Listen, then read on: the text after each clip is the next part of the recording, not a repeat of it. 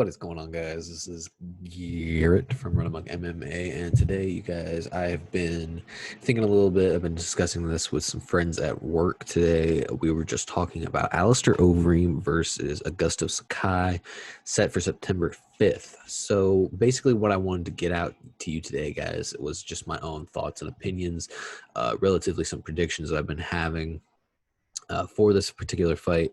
Now, as you can see on the Vegas odds website, which I will leave a link in the description below that you guys can check out for yourselves, because this is where, I just, this was partly what sparked this idea for this video. And it's got some great points, some great highlights, some great statistics. Obviously, Alistair Overeem is favored for this fight, which is what I also believe. I believe Alistair Overeem should, by all accounts, win this fight. It even plugs the recently uploaded today Alistair Overeem versus Walt Harris, a very dominant performance for Overeem, which was very, very nice and successful. Some other stats here that it has pulled up comparing the strikers' ages and the strikers' heights, reaches, so far and so forth. Really, what I think it comes down to with something like this is you have Alistair Overeem, who's been in the game since like 97. He's been winning Grand Prix. He's been a champion in Pride. He's been a champion in Strikeforce. And the man is on a hunt for one last run at the heavyweight belt. Now, he has essentially since 2017, he has won he has won 5 of his last 8 fights, only losing to 3 fighters who are currently in the top 5 rankings of the heavyweight division.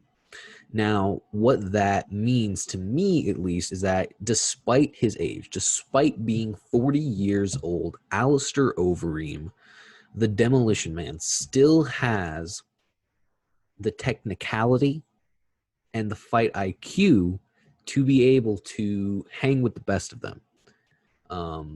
Defeating Walt Harris, defeating Mark Hunt. I've got some other names pulled up right here just to show you. Mark Hunt, Fabricio Verdum, Sergey Pavlovich, Alexei Olenek, who just lost to Derek Lewis, but who was also on a tear prior. He's still there. He's still present. He's still an active fighter.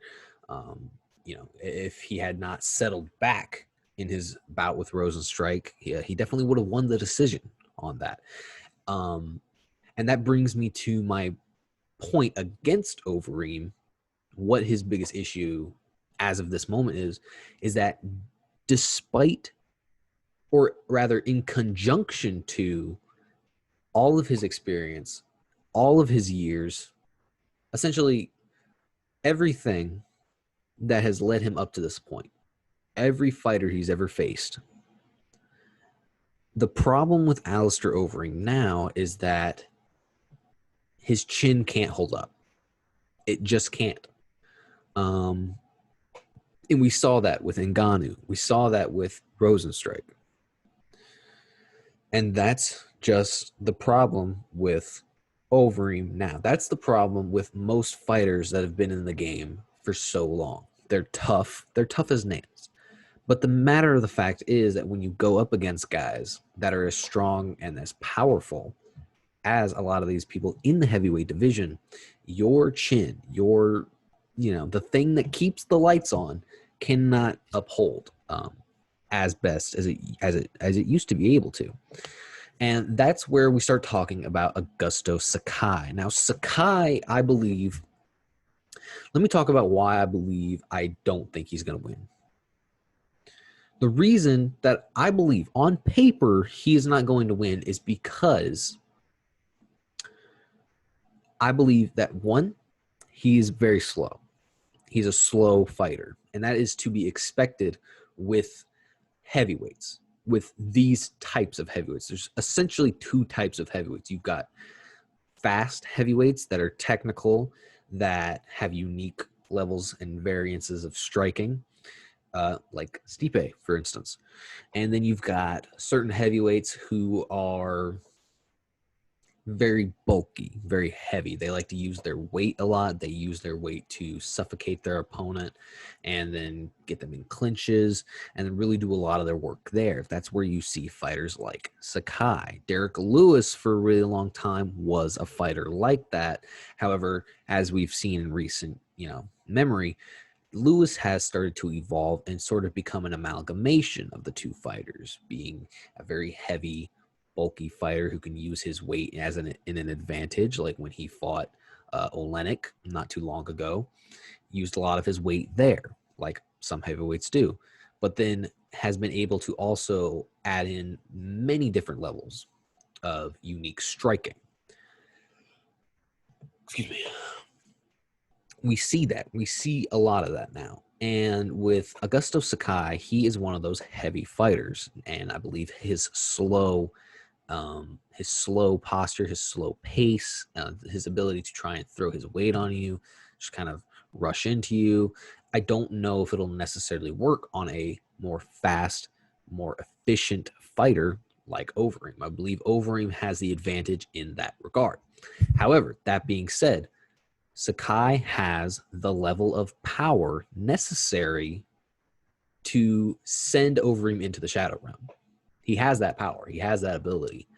And if he can bum rush Overeem, if he can get inside the Demolition Man's guard, his clinch, get him pressed up against the cage, really thrust his weight into Overeem, then there is a good chance that maybe he can get that punch. He can get that shot that he needs to be able to shut Overeem down, to really shut down his offense capabilities. And we've seen Augusto Sakai on a on a great tear, and a lot of people have been comparing Sakai to Rachik. He's not necessarily in skill level or whatnot, but that he's a young prospect and that youth is playing a big role in the discussion here.